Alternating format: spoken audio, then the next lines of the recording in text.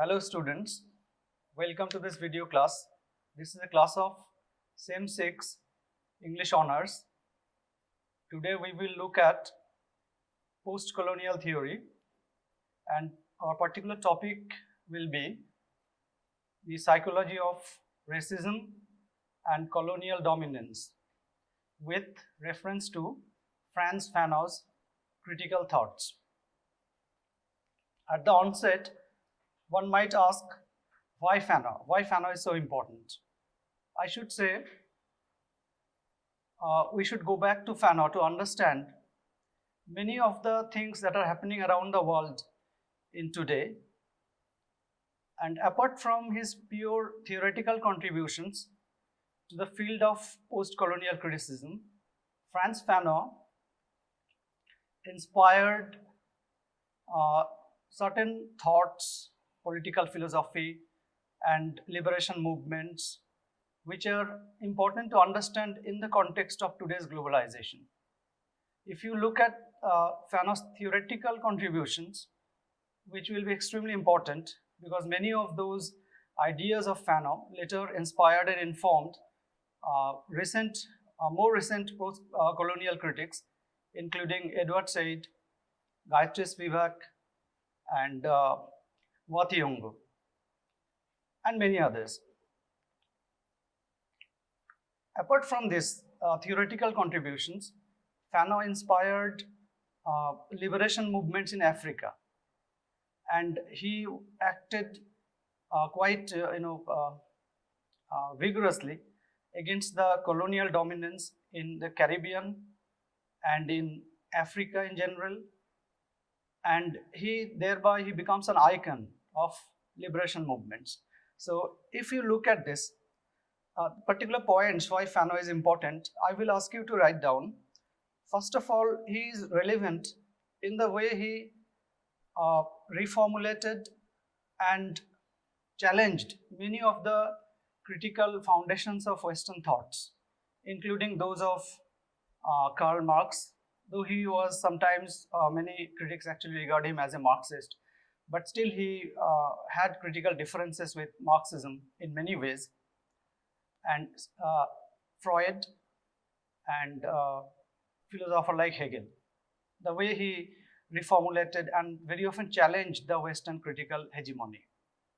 This is very important in post-colonialism. Apart from this, if you look at this, Fanon's interest in psychology of oppression, because we got to remember that Fanon was a psychiatrist, he was a practicing psychiatrist, and his main interest was the psychology behind oppression and dominance. And this led him to inquire why people are racists and why people try to dominate others, which is very important in today's global context to understand. What we are, we can see in today's world around what is happening in the global context, how the colonization has practically, technically it may be over, colonization is over, but neo-colonization, that is neo-colonialism, how neo-colonialism is affecting the life of millions of people across the globe, including in the Middle East, in the African continent, in the Caribbean, as well as in the Southeast Asian countries. This neo-colonialism and this neo-colonial order and the local puppet governments installed in many places with support from the colonial European or American powers, which is actually destroying the economic balance in the smaller countries in the third world. So, and that is also leading to many types of racism. And Fanon is important in the context of recent rise of anti-immigration sentiment in America, as you know, the oppression, the recent incidents of black oppression that are coming into light very often, and the rise of what you can call scientific racism, where people are claiming that certain races are superior to the others. It's almost like scientific superiority that they enjoy over the other races. So I think taking all this together, we find that the study of Frantz Fanon is important to understand the psychology of racism, oppression, colonial dominance in the context of today's world of new colonization. So before I start, I think we should tell something about Frantz Fanon's personal background. As you know, I just give a very little, biographical sketch.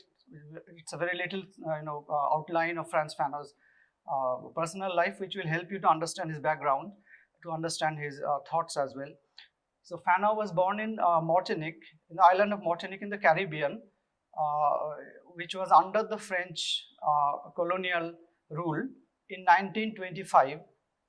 He had in his school in the Martinique, he had Ami Caesar, as you know, a very important post-colonial critic and a poet, as his teacher.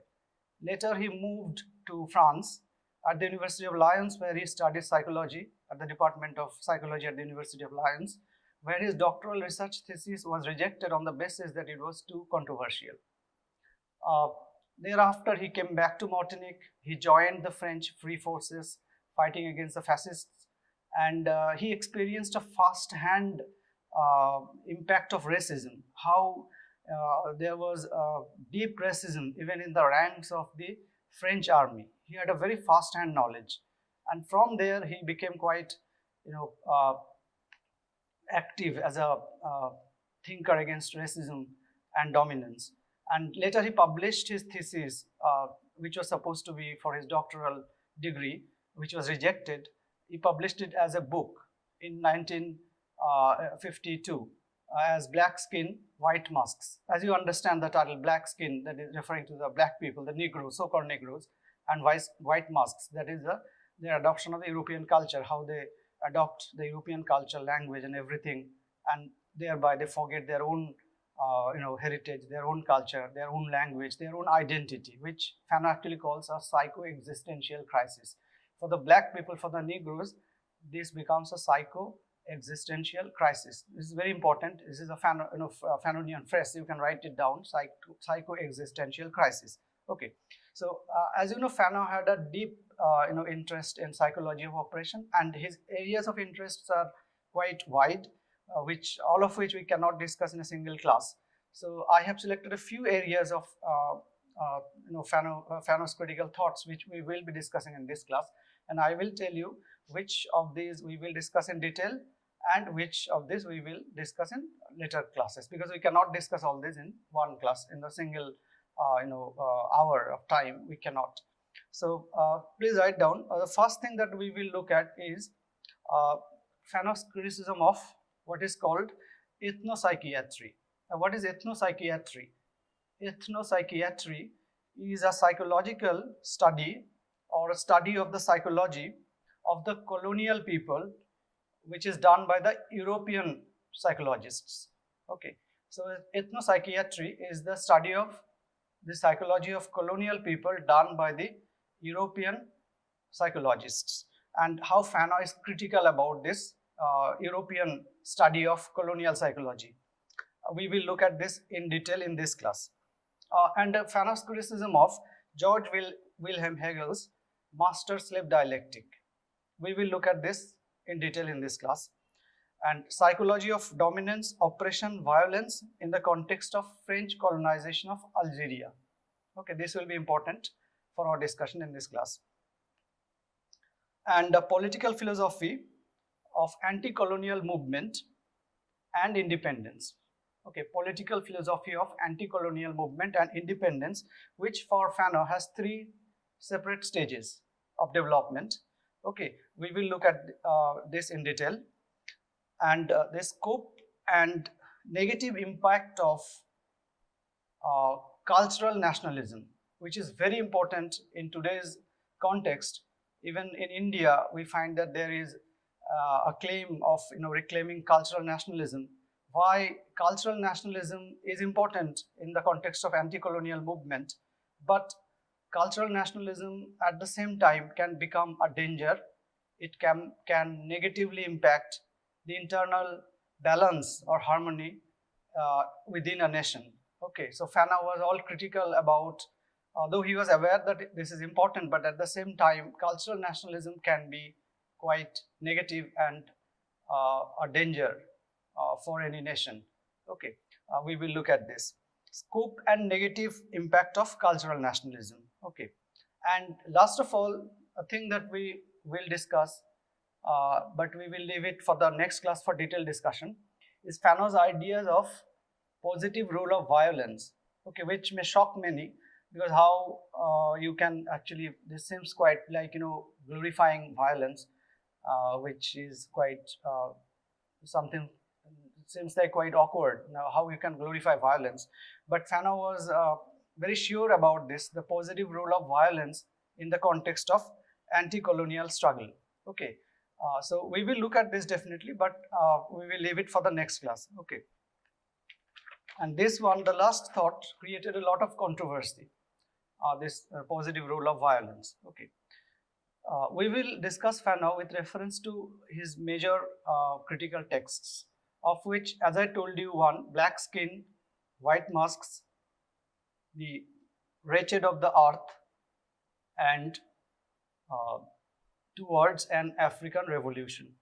Okay, of which we start with the Black Skin, White Masks, where Fanon starts with the psychology of the people of Martinique, as well as the Antillean people. How the Antillean and the Martinique, they always feel themselves as inferior in face of the French colonial masters. Whenever an Antillean, Fanon actually gives two examples, that whenever an Antillean travels to France and comes back to his native island, he almost pretends that he has forgotten his native language, a native culture. And this for Fanon is a sign that the colonial people, they suffer from a kind of idea of superiority of the whites and the inferiority of the blacks of themselves. This for Fanon is not something that is natural, but something that is a result of social conditioning. The black children in school, they have been taught for a long time to look at themselves as something inferior, to look at themselves as almost non-human, almost unintelligent, something uncouth, something inferior, in short. Whereas they look at the whites, they have been taught to look at the whites as a superior people, as an ideal which they should imitate and they should try to become like. Okay, so this for Fanon is a result of colonial dominance and colonial hegemony. Okay, and he gives another example of the Senegalese army officers in the French army. The Senegalese, the native Senegalese officers in the French army, those who actually interpret commands of their commanders, the French commanders, to the common Senegalese soldiers. How, while actually just interpreting the commands given in French to their native soldiers in the African languages, how these native Senegalese officers, they enjoy a certain amount of superiority feeling, just because they can give commands or they can interpret commands in French. Okay, so this shows their complex, that they feel that French is superior, and the very fact that they know French gives them an air of superiority. Okay, so this is for Fanon is not natural. This is actually taught from the school, from very childhood. And Fanon here quotes Nietzsche in order to understand them properly. And I will refer to this quotation. Please write down.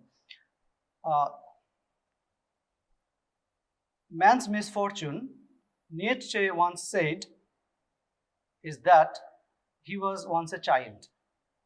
Man's misfortune, Nietzsche once said that he was once a child. Nevertheless, we can never forget that the fate of a neurotic lies in his own hands. So the African people, they have to decide on their own fate, whether they are going to accept this conditioning or whether they are going to react against this, reject this, and try to reclaim their own identity and their own position. And for Fanon, this juxtaposition of the black and whites, where the whites always feel on top, whereas the blacks are always downtrodden, they are always feel they are, somewhat pushed around by the white supremacy. This creates a psycho-existential crisis.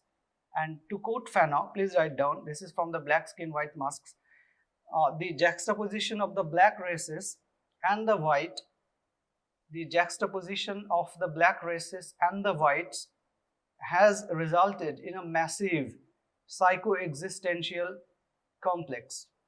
By analyzing it, we try to destroy it.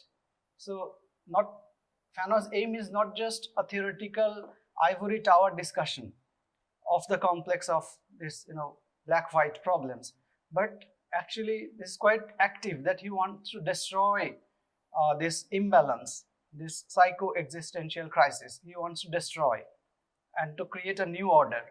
Okay, so that is, Fanon as an activist rather than a theorist. Okay, uh, but the most important chapter in the Black Skin, White Mask is perhaps the one titled the so-called dependency complex of the colonized people. Okay, the so-called dependency complex. You can please write down when you read the text. Please read the text with special emphasis on this chapter, the so-called dependency complex. Now, what is this so-called dependency complex? As I told you, the Fanon was challenging in many ways the mainstream European thoughts, and one of his, as he was a psychologist, psychiatrist, in fact, he was posing a challenge to the mainstream European psychology, or the mainstream ideas of European psychology, from Freud to the more recent psychologists of his time. And in this chapter, in Black Skin, White Mask, this particular chapter, the so-called dependency complex, Fanon discusses Octave Manoni. Please write down Octave Manoni, O-C-T-A-V-E, Manoni, M-A-N-O-N-I, Octave Manoni, who wrote a book called Prospero and Caliban, The Psychology of Colonization. Now, Prospero and Caliban, The Psychology of Colonization. As you can understand, the title is an allusion to Shakespeare's, Tempest, okay, where Prospero is the ousted Duke of Milan. But a little, outline of the background will help you to understand probably, in case you don't have clear knowledge about this. So Prospero is the ousted Duke of Milan. He, along with his daughter Miranda, have been living on an island which was earlier possessed by Caliban, who is described as half human, half monster. Now Prospero takes the island of Caliban for his own, and he makes Caliban a slave. And how? He says that we use Caliban in order to fetch our firewood, and Caliban serves our offices of profit. So Caliban has been profitable. And how Prospero is dominating Caliban.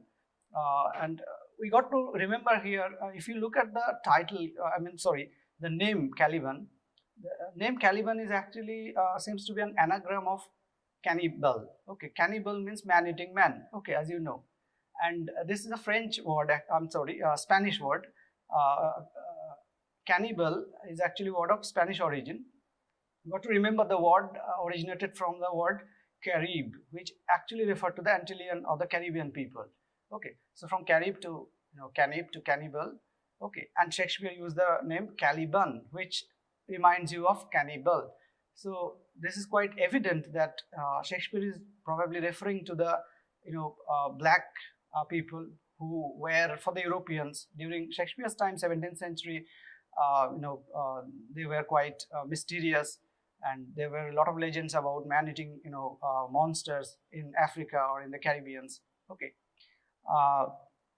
So this has been taken as an allegory of colonization, where Prospero stands for the European colonizers, whereas the Calibans, okay, stand for the native people of Africa or Caribbean. Okay, and how Caliban is actually seen as a threat for Prospero, because Caliban tries times and again to rape Miranda, Prospero's daughter.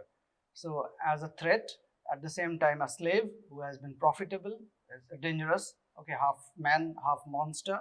Okay, So in this text, Octave Manoni uses the so-called dependency complex, the idea of dependency complex, and he also refers to European inferiority complex. Now this seems to be quite awkward, quite unbelievable, that how the Europeans suffer from inferiority complex. But for Manoni, yes, the European colonizers, their driving force behind colonization is what he calls a deeply embedded inferiority complex, which the Europeans actually suffered long before the process of colonization started. Okay, we will look at how this can be true.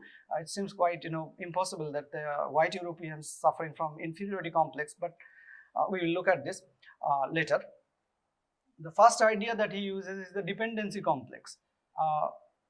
Octave Manoni actually went to the island of Madagascar, which was under the French colonization, and there he studied the psychology of the native people of Madagascar, known as Malagasy. And after doing his psychological research, which involved dream analysis, the analysis of Malagasy's regular behavior, day-to-day behavior, their traditions, customs, festivals. After studying the Malagasy people, their culture in detail, Octave Manoni came to the conclusion that the Malagasy people actually were ready for colonization. Even long before the Europeans arrived in Madagascar, they actually needed colonization. They somewhat desired to be colonized by the Europeans. Because as he gives example, few examples, whenever, this is quote unquote, please write down, whenever a Malagasy is given a gift, okay, the Malagasy first receives the gift, then asks for more favors and even demands it without any sign of gratitude, is a reassuring sign of their dependency complex, that they take favors for granted. They depend on others to help them without any sign of gratitude. Along with this, he also studied certain other social customs or rituals, like for example their custom of dead ancestors worship, okay, called the cult of dead, where the Malagasy people, they worship their dead ancestors. They feel that, or they think that, they believe that the dead ancestors will help them. The dead ancestors are still living as spirits, and they will help them in their troubles. They will solve their problems. Therefore, they invoke the dead ancestors and they worship and ask for their assistance in many situations in their life. So for Manoni is actually a sign of their dependency complex. Once again, their child rearing practices. Okay, the Malagasy people, their child rearing practices, which involve indulgent breastfeeding even beyond the age of 10, 12, and delayed weaning when the child is separated from the mother's breast. Okay, so the idea is that Malagasy people, they continue breastfeeding even after a certain age, like 10, 12, they continue breastfeeding. This is a sign of dependency complex, because they depend on their mothers rather than becoming adult or even not even adolescent. Okay, they don't want to grow up, they don't want to take responsibility for themselves. They depend. Whenever they have something to depend on, they will depend. Okay, so this for Manoni is another sign of their dependency complex. And how they readily accepted Christianity, how they did not resist the colonial power during the initial stages of colonization. All this for Manoni are the signs of Malagasy people's dependency complex. And for the superiority complex of the Europeans, okay, psychological studies, so therefore here using a lot of ideas of complexes, psychological complexes. The superiority complex of the Europeans, here it seems to be quite difficult for me to understand. I will tell you, I didn't properly understand this, but still we have to discuss. You can refer to this book, as I told you, you must have taken note. Okay, so you can read and you can try to understand yourself. I find this quite unbelievable. Okay, so I'll ask you to take quotations from Manoni's book, where Manoni says that this inferiority complex is the main driving force of the Western man. This inferiority complex is the main driving force of the Western man and provides him with the energy which sets him apart from all other people in the world. So for Manoni, the Western man is deeply, there is a deeply embedded feeling of lack or complex, where they feel that they are something inferior, and therefore as a compensatory measure they try to dominate others. Whenever they come into contact with other people, they try to immediately dominate them. They try to put them under control. They try to paternalize them. They try to be superior to them. Okay, so this is as a compensatory measure. Okay, and in this way they violently subjugate others, and they try to rule and dominate the rest of the world as a result of this inferiority complex, which is not expressed in their outward behavior, but rather which is there underlying their deep psychology. Okay. Now, if you try to understand Manoni's psychological study of colonization, it seems that he was quite sincere, in the sense that he tried to understand the situation with case study, with deep analysis of psychology. It was not just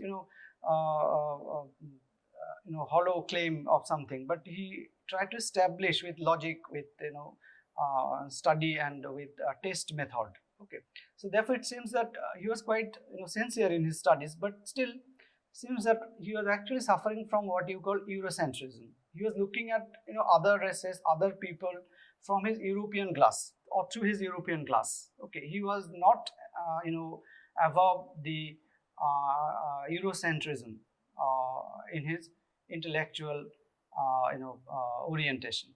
So and that is what Fanon criticizes, that Manoni was actually putting the cart in front of the horse. Okay, that is, he is actually showing the effect of colonization as a cause of it. Okay, so this dependency complex, where Malagasy people don't want to take responsibility, they always depend on the Western people to help them. They always think that they are inferior, they cannot do anything on themselves, they don't want to be a responsible adult, is actually a result of colonization. It is not a cause of it. Okay, and secondly, that Manoni's ideas were, as I told you already, Eurocentric, and he did not study the Malagasy people before colonization.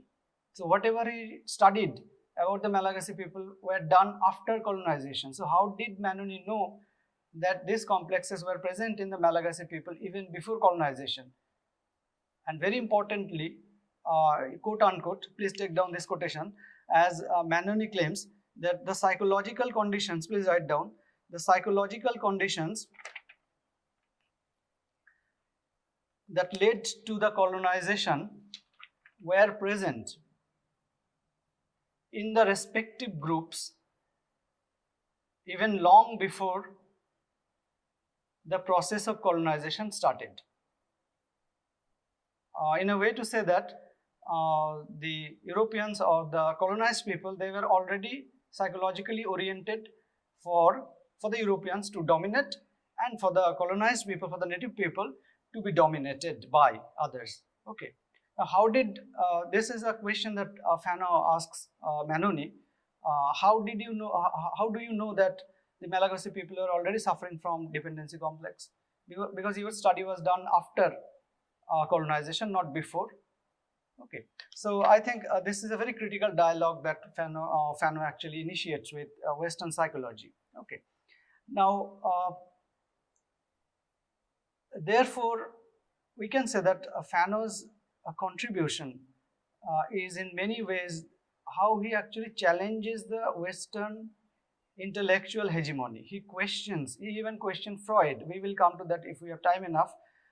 He even questions Freud's authenticity or validity in the context of non-European cultures, because Freud for Manoni, for Fanon, Freud was actually quite applicable. Maybe he was applicable in the European context, But outside the European context, where the social structures are different, family structures are different, Freud's, like for example, Freud's Oedipus complex, would it be actually applicable outside Europe in the African uh, cultures, African family structures?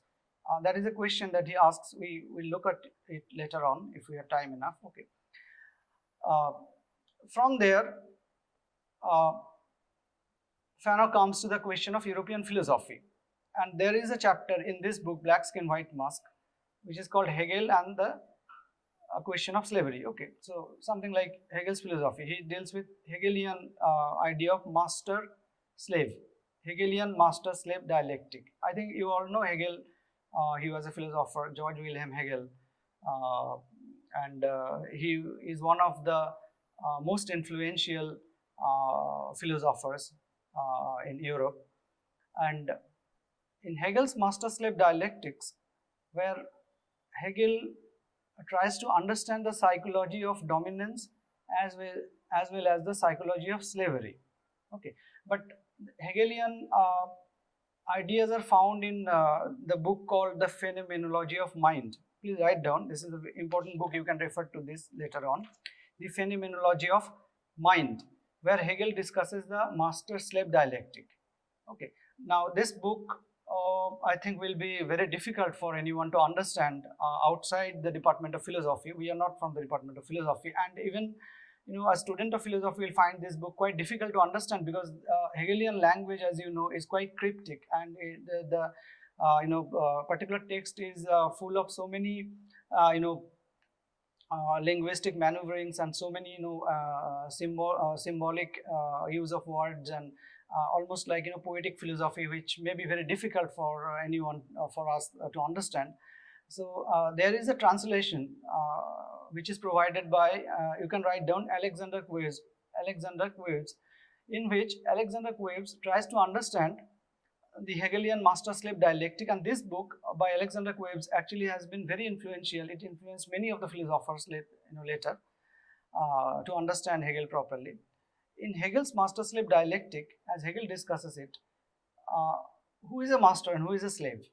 For Hegel, a master, this is from the translation of Alexander Quaves, please write down, a master is one who always gets recognition without reciprocating it. A master is one who always gets recognition without reciprocating it. A slave is one who always recognizes but is never recognized. Okay. And for Hegel, each conscious being, each human being enters into a struggle for recognition with other human beings. And this struggle for recognition is a continuous process in which we all find our identity. Okay. But for Hegel, you can please write down this quotation as well. This is from Alexander Quaves, that it is only by being recognized by others, it is only by being recognized by others, by many others, in fact by all others, that a human being is a human being for himself as well as for others. The idea is that a human being identifies himself as a human being only when he is recognized by others as so. And he becomes conscious of his own identity only as a result of his conflict or struggle with other conscious beings, other human beings. Okay. But in the master-slave dialectic, for Hegel, what happens?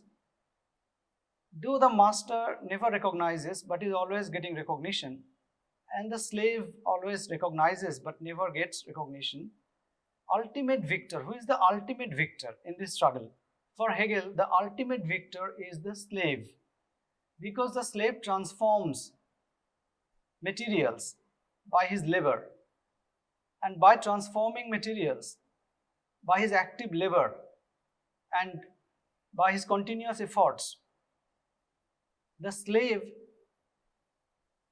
is a catalyst of change and progress, and therefore the slave makes history, whereas the master suffers from a kind of an existential threat, because the master becomes idle. He has no struggle in front of him. He always leaves as quite oblivious, because he doesn't need to struggle. Whereas the slave has to struggle continuously for his identity, for his position, for his rights. Therefore, the slave actually makes history, and ultimate victor is the slave. Once again, a quotation, please write down. If idle master suffers from an ultimate impasse, the laborious slavery becomes an agent of all human, historical, social changes and progress. Okay, the laborious slavery becomes an agent of all human, historical, social changes and progress. History is the history of working slave. Okay, and why the slave is a slave? The slave is a slave because slave, in the first place, the slave was afraid to die. Whereas the master's motto was, I conquer or I die. Okay, I win or I die. And therefore the master fought to death and he became the master. Whereas the slave was afraid to die and therefore he surrendered. Therefore he is a slave. But when the slave will forget his fear of death, when the slave will overcome his fear of death, and when he will struggle till death, the slave will ultimately become victorious and the master can be killed. That is the tragedy of the master in the Hegelian master-slave dialectic. But for Fanon, this is Fanon's critical reactions to this. You got to note down on how many grounds Fanon is critical about this. Once again, Hegelian philosophy is one of the instances of European intellectual hegemony. So what Fanon is doing is actually he's questioning many of the assumptions on which European intellectual hegemony is built. Okay, so Fanon asks, and Fanon objects that this is actually Hegelian theory of master-slave is actually an ivory tower theorization. Ivory tower theorization. That means theorization for its own sake. It has no reality or relation with ground reality. It has no relation with ground reality. What is happening on the ground is that far from self-actualization, far from having any chance to struggle, far from struggling for recognition, the slaves in the context of the Caribbean or African colonies, the slaves are actually made to forget that they are human beings at all. They forget that they are human beings at all. They suffer from neurosis. They think that they are no human beings, and therefore they try to put on the white mask, try to become like the master, try to become like the master, try to behave like the master, try to learn the master's language, try to appropriate the master's culture, try to behave like the master, try to eat like the master, dress like the master, speak like the master. So therefore, the slave actually forgets his identity. The slave actually suffers from existential crisis, not the master. Okay. So therefore, Hegel's theory is quite ivory tower theory, which is far from ground reality, and it has no connection to the struggle that the black people all over the world during that time, Second World War around, they had to suffer, the kind of humiliation that they were suffering, the kind of psycho-existential crisis. The Arabs, the Negroes, the Caribbeans, okay, they were regarded as just an object of hatred, an object of racial slur, an object of scientific racism. So how can they overcome their position and how can they become the real victor? Is this possible? Okay, so for Fanon, for Fanon, this is something quite contrary to the ground reality. Okay. Now, as I told you that we will discuss Fanon's ideas of revolution and Fanon's ideas of the political philosophy of anti-colonial movement. I think now it is our time to move on to our next topic, that is Fanon's ideas of revolution and anti-colonial movement, political philosophy of anti-colonial movement. Okay, so is there no way for the colonized people? Will they never attain freedom? Will they never attain the status and recognition as human beings? For Fanon, the anti-colonial movement or the movement of decolonization, okay, goes through multiple stages, and if the colonized people successfully overcomes the colonial mindset and successfully struggles against the colonial psychology, they will definitely attain their psychological freedom as well as political freedom. And this anti-colonial movement for Fanon involves 3 stages. Okay, I'll ask you to once again please write down the first phase of this anti-colonial movement or the reaction against colonization, though this seems to be quite a colonial phase, but this is a necessary phase for Fanon in order to move on to the next step or the next phase. So the first phase Fanon calls colonial assimilation. Okay, colonial assimilation phase or the phase of colonial assimilation. Please take note, colonial assimilation, in which what happens, the native culture is taken away and replaced by the dominant culture.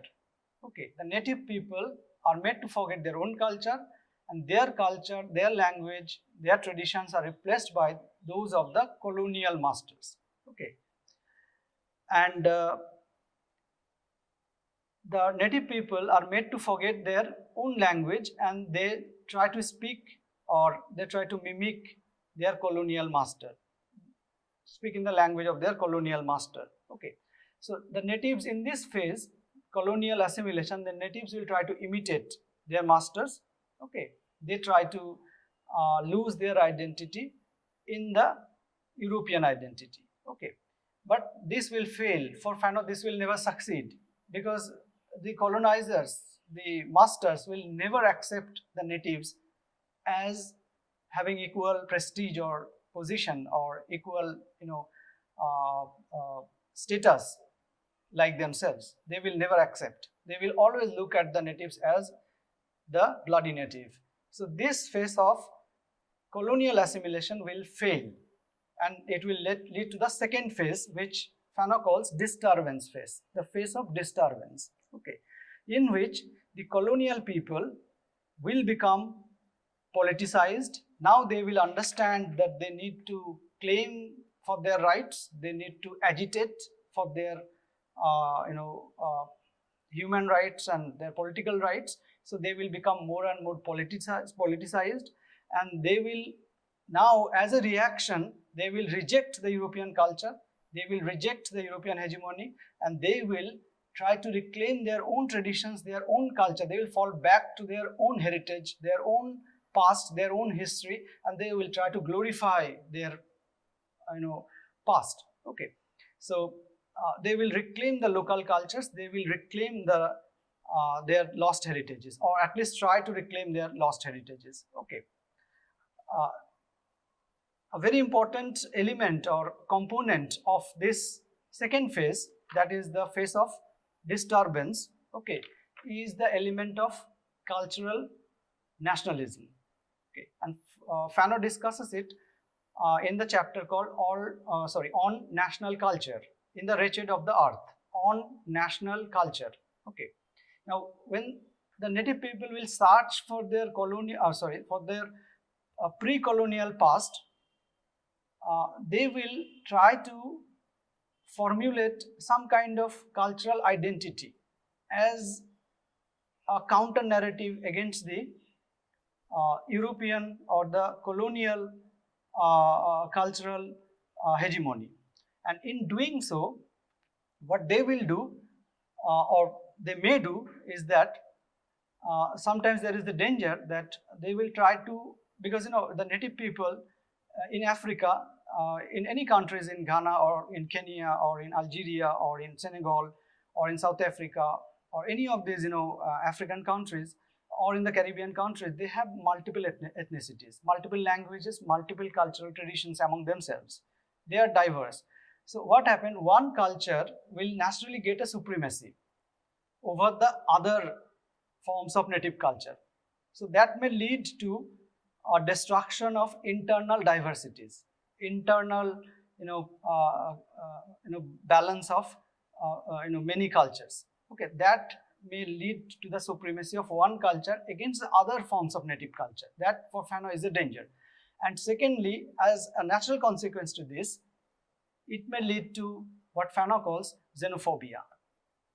Okay, so people belonging to one culture will start hating other forms of culture, other varieties of culture, which you can find in the context of India as well.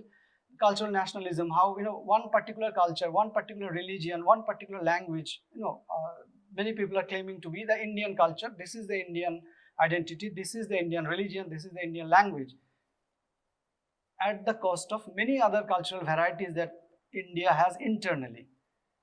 So the idea of national culture may be dangerous for national harmony, for national integrity.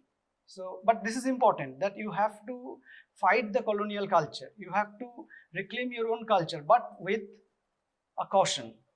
Okay, don't fall back to this kind of cultural nationalism. Fanon gives a clear warning, and this seems to be quite prophetic.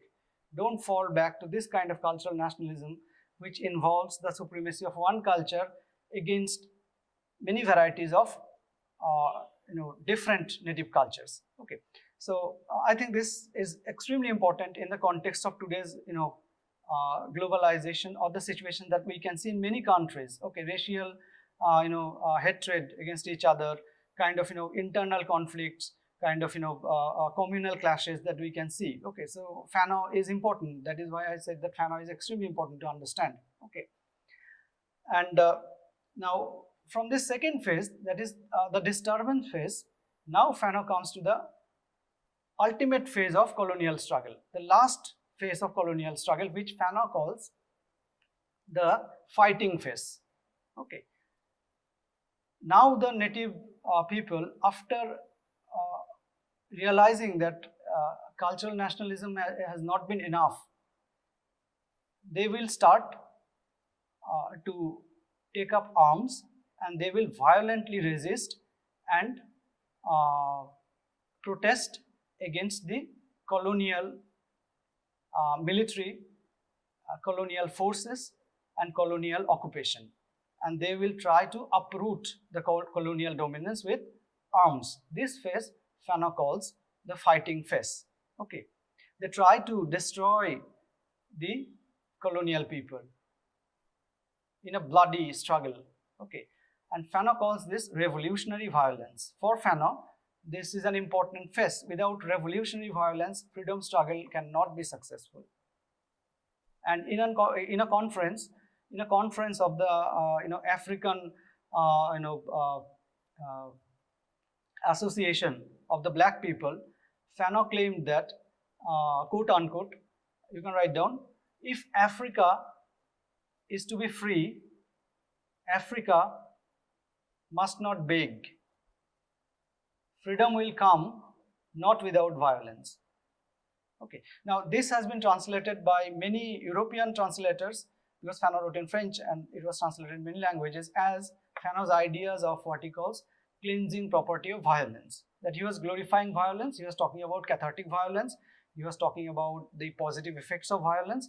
Now this can be quite embarrassing for any Fanonian to accept that Fanon was glorifying violence, but I do think that Fanon was talking in a particular context, because Fanon was not glorifying violence out of context. He was glorifying violence in the context of struggle, armed struggle against the colonial forces, which involves a battle, armed battle against the colonial forces. And therefore, I think in that context, violence may be justified as a tool, because without counter violence, you can never, because colonial powers will not listen to your pleas. They will not listen to your cultural reclamation. They don't have any patience for those things. So violence for Fanon should be countered with violence. Now, of course, this is quite contrary to Gandhi's idea of non-violence, because Gandhi tried to counter violence by non-violence. And we remember that Gandhi and Fanon, they were contemporary, though Fanon was born in 1925 and Gandhi was a senior, but sometimes there has been a comparative study of Gandhi and Fanon, and this seems to be quite interesting, that the study of idea of violence in comparison of Gandhi and Fanon. Okay. Now we will continue our discussion in our next classes. I think our today's class is over with this, and we will continue discussion of Fanon's idea of national culture and revolutionary violence in our next classes. So I hope that I will have you in my next classes. Thank you all. The class is end here.